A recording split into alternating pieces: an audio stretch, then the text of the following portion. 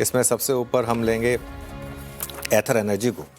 एथर energy CNBC आवाज़ का आज का हाईएस्ट कन्विक्शन बिग स्टॉक था। आज सुबह बात कर रहे थे, हीरो के हिस्सेदारी बढ़ाने से जो न्यूज़ थी शानदार तेजी था। जिसमें एक और चीज़ थी, बहुत लोगों ने मुझे कहा था कि इसका प्राइस तो काफ़ी नीचे आ रहा है, उससे क्या फ़र्क पड़ता है, वो तो फिर और ब्लॉक डील में ही हो गया, वो ट्रांजैक्शन विंडो में ही हो गया, तो वो भी एक सबसे बड़ा एक आपके लिए पॉजिटिव रहा। प्री ओपन 2% ही ऊपर था, इंटरडे में 8% तक ऊपर गया। कोफोज, परसिस्टेंट और ओएफएसएस ये नेक्स्ट सेट है। यहाँ पर आईटी शेयरों में ज़बरदस्त तेज़ी। सुबह आई थिंक हमने बात की थी कि आईटी सेक्टर इकलौता सेक्टर है जिसमें हमें भरोसा था, और सच बताऊं तो ये 3 शेयर में तो हमारे दर्शकों ने ज़बरदस्त पैसा बनाया।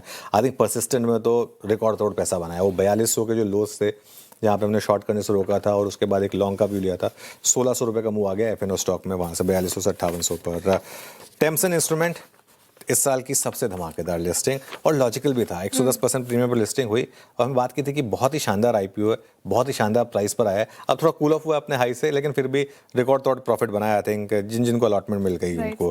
कैप्री ग्लोबल हमारा अगला स्टॉक, यहाँ पर हमने सुबह ही बात की थी, वो ब्लॉक डील हुई थी। देखिए जहाँ हमने स्पॉट किया था वहाँ से कितनी ज़बरदस्त रैली आई है ना, एक बड़े एफआई की खरीदारी की खबर है, उसकी वजह से ये स्टॉक इस तरीके से चमका। अब आते हैं फिसड्डी स्टॉक्स पर।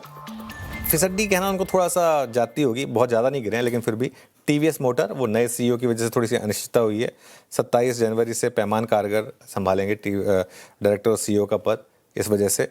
और एक पेटीएम को आप ले सकते हैं अगर लेना चाहें तो फिसड्डी स्टॉक्स में, क्योंकि एक बड़ी रैली के बाद थोड़ी सी यहाँ पर मुनाफा वसूली हुई है। पर चलिए श्रेया, अब कुछ ट्रेंडिंग स्टॉक्स और कार्यक्रम समझ लेते हैं।